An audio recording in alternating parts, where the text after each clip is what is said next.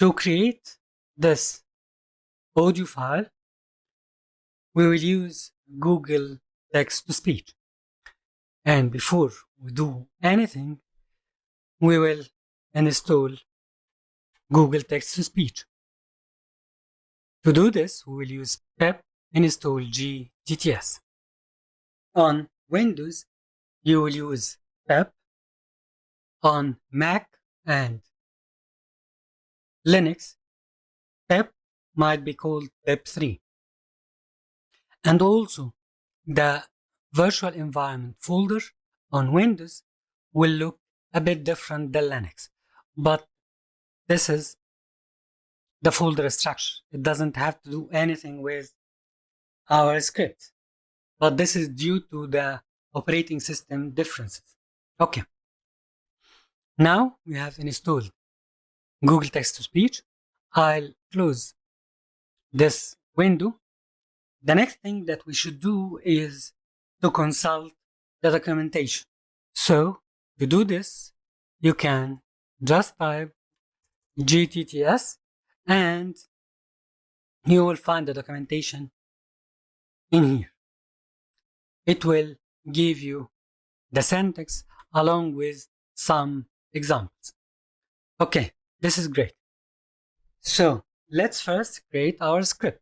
I'll right click on the top level folder and I'll choose new Python file. I'll name this file TTS.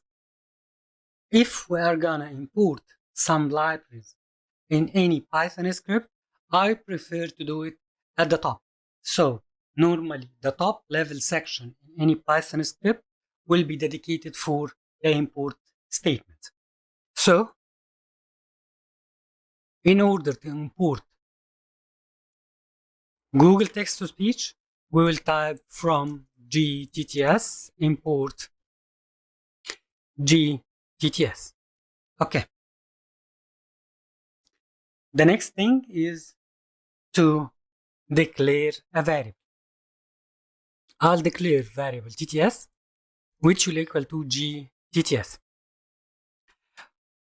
When we open the parentheses, PyCharm will close them automatically and display the function or the class structure. This is a class because it begins with self, but as we mentioned before, we'll have a complete dedicated section for classes. The important parameters that we need to specify are the text that we want to convert to sound, the language. As you can see, English is the default here, and also slow. You can decide if the text will be read slower or normal. Okay, so I'll type text will be equal to hello world. I will not specify the language since this is English. Once this statement is executed, the script will communicate with Google site, convert this text to speech, and return with the result. And the result will be inside the TTS variable. Next step is to save this text and give it a file name. The file name, for example, will be hello.mp3. Okay, so let's execute this script. I right click and click on Run TTS. The execution had finished. As you noticed, there is a file created in here. We can right click on it and choose in Explorer. Okay, this is the file that we have created. Hello world. Great. So let's modify the script a little bit in order to enhance it. Okay, first thing, we want to display a message to the user that the script had finished, because as you can see here, we have executed the script. Nothing had appeared on the screen. Okay, I'll demonstrate something. I'll just delete this file. which is the result file. Okay, then I will execute this script from the command line. To do this, we will open the terminal window in here. Then we will type Python and then the name of the script. You will have to do this to execute any Python script from the command line. I'll press enter. The script had executed. If we refresh or give it a second in here, it will display the new file created.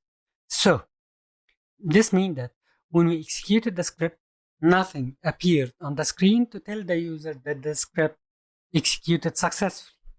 So we will have to modify this.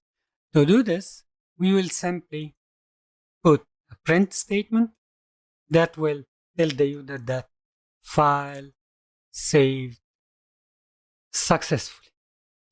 Great. Now when we execute the file, it will display file saved successfully. The user will know now that the execution had finished. Okay. Next step is, instead of having a static text that cannot be changed, we can ask the user to input the text. So I'll define a variable in here called text. Then we will ask the user to enter the text that he wants. So we will type, please enter some text. Okay. And then instead of passing the static text in here, we will pass text in here. Great. So let's give it a try. When I execute the script, it will ask me to enter some text. I'll type, for example, Python is cool. Okay, great.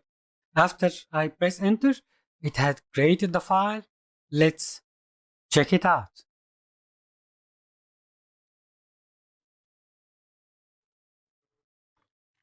Python is cool. Very nice. Okay. One more thing. The output file will be overwritten every time. So instead of doing it like this, we can ask the user to enter also a file name. So I'll declare a variable called if name. And again, we will use input. We will type, please enter the file name. Okay, and we will also change it in here.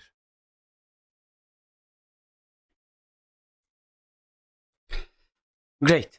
So let's give it a test again. We will type the weather is nice.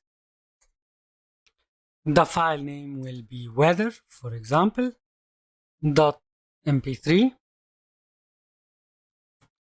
I'll press enter.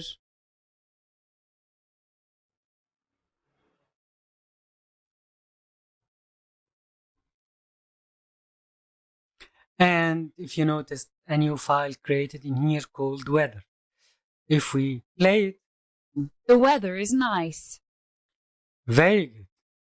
Okay, the last thing that we can do in here is, if the user did not enter the file extension, it will be saved without an extension. And it will be very hard for any operating system to recognize that this is a sound file. In order to overcome this, let's play a bit with string functions. So I'll place a breakpoint in here and debug this script by clicking in here. Okay, the text I'll enter is again the weather is cool.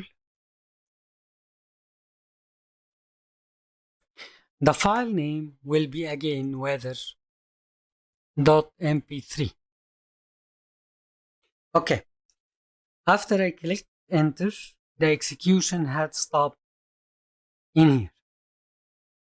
I'll click on the console tab in here and let's get the if name value by typing if name. This is a string. What I want to do is to separate this section from this section. Can we do this? Okay. If we type if name dot split, it will split the string. But split it based on what? Based on the dot. So let's press enter and it has splitted the string into two sections before and after the dot or the separator that we have placed in here. The split has returned a list that have the if name before the dot and the if name after the dot. What I need is the first section. How to get this? Simply by indexing. This is a list, so the index of this part is 0. This is like the command line. If you press the up arrow, the last command that you have typed will appear on the screen. So I want to get index number 0, which is this part. Let's type enter. Great. So we can use the same strategy in here. I'll type dot split and then between double quotes I'll use dot and I'll get 0. This had gave us only the file name. Then I'll do string concatenation using plus operators and I'll add dot mp3. If the if name does have an extension, it will be replaced by mp3. But if it did not have an extension, it will append .mp3 to the if name. So let's also test this theory.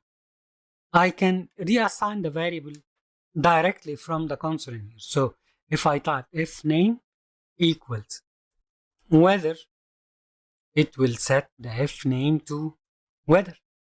And let's repeat the last command. I will split if name with a dot. This will return only one object in the list by index 0. So this will have the effect that we want. If the file name contains an extension, it will be replaced by filename.mp3. If the file name does not have an extension, it will append mp3 to the file name. Okay. So let's stop the execution and execute the script. One more time.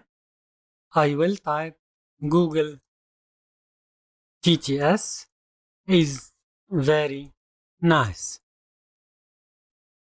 File name will be gtts _ nice. Okay.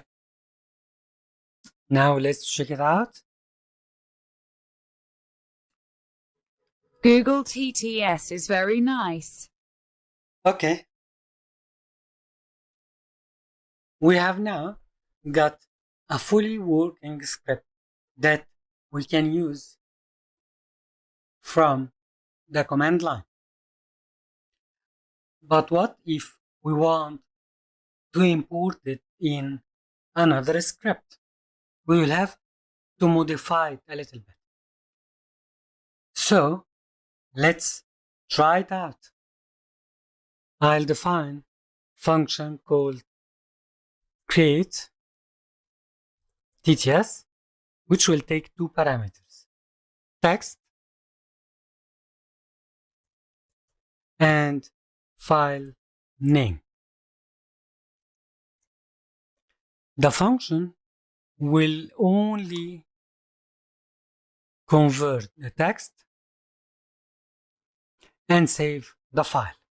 Okay, great. So now the only thing remaining in here is to call the function, which will create TTS, and I'll pass txt and fname. And this will execute the function.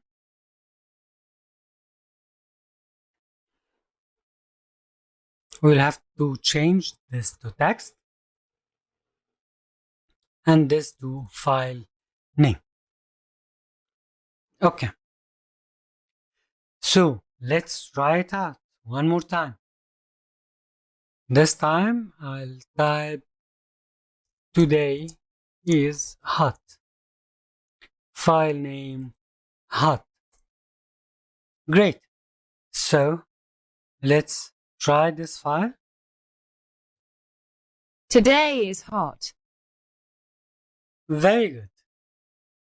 Finished everything in the file. There is one tip that I want you to know it. In Google Text-to-Speech, if you want to do a pause, by pause I mean that you will pause between two words, you will have to use dot. Let's type the same thing, today is hot, with a pause. I'll run the script and I'll type today dot as full stop is hot, and then file name will be again hot underscore pause. Okay, so let's first, there is a difference with one key in the file size.